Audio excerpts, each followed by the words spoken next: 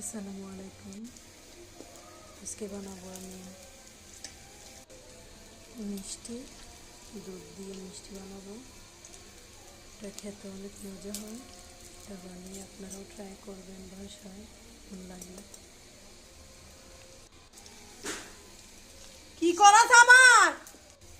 আমি এগুলোকে ভালো করে দুধ সুজি দিয়ে জাল নিয়ে ভালো করে মথে তেল দিয়ে হাতে লম্বা লম্বা শেপ দিয়ে নিয়ে এখন ভেজে নিচ্ছি। ভেজে একটু একটা একটা করে ভেজে নিয়ে ভালোভাবে ভেজে নিয়ে দুধের উপর দিয়ে দিচ্ছি। তারপর এটাকে ভালো করে নাড়িয়ে নেব, জাল দিয়ে নেব, ভালো করে ঢেকে দেব।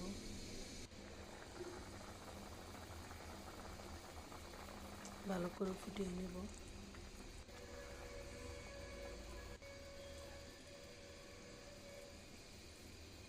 ভালো করে ফুটিয়ে একটু রান্না করে নেব,